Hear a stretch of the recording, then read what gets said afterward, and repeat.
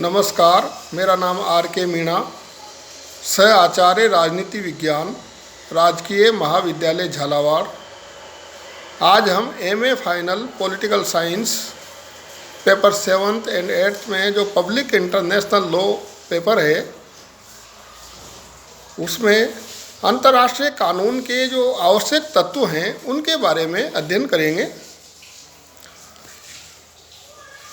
अंतर्राष्ट्रीय कानून में जो कुछ आवश्यक तत्व हैं वो इस प्रकार है, जैसे अंतर्राष्ट्रीय कानून एक ऐसी कानूनी पद्धति है जिसका निर्माण मुख्यतः इन तत्वों से होता है, जैसे विभिन्न राष्ट्रों के मध्य पाए जाने वाले आपसी व्यवहार या आचरण के नियम। इसके अलावा रीति रिवाज अथवा परंपराएं। इसके अतिरिक्त विभिन्न राज्यों में किए जाने वाले समझौते अथवा अभिसमय। अंतर्राष्ट्रीय दूसरा जो बिंदु है वो है अंतर्राष्ट्रीय कानून मूलतः ऐसे नियमों का संग्रह है जिन्हें सभी स्वतंत्र तथा अन्य राज्यों के पारस्परिक व्यवहार के नियमन के लिए स्वीकार कर लिया है।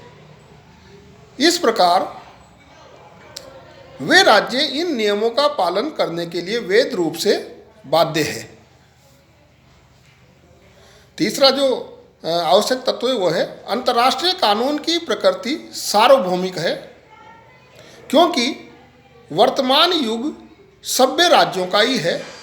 इसके अतिरिक्त औपनिवेशिक युग के अवशेष तेजी से मिटते जा रहे हैं और यदि सन 1977 के इस प्रथम चरण में हम अंतर्राष्ट्रीय राजनीतिक मानचित्र पर दृष्टि डालें तो इन्हें गिने प्रदेश ही परतंत्रता की बेड़ियों में जकड़े हैं। संयुक्त राष्ट्र संघ के सदस्यों की संख्या 193 तक पहुंच चुकी है।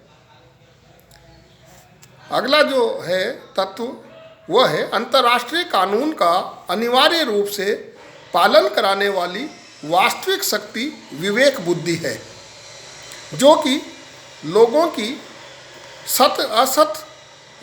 को सत असत का बोध कराती है। जो विवेक बुद्धि नागरिकों को इस बात के लिए बाध्य करती है कि वे अपने देश के कानूनों का पालन करें, वही विवेक बुद्धि राष्ट्र के सत्ताधारियों को बाध्य करती है कि वे दूसरे राष्ट्रों के साथ व्यवहार में अंतर्राष्ट्रीय कानून का पालन करें।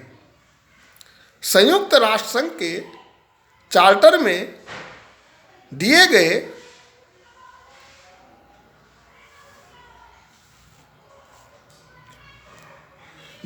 कतिपय अंतर्राष्ट्रीय नियमों के भंग होने पर उन नियमों को संघ द्वारा अथवा न्याय के अंतर्राष्ट्रीय न्यायालय द्वारा लागू किए जाने का प्रयास किया जाता है।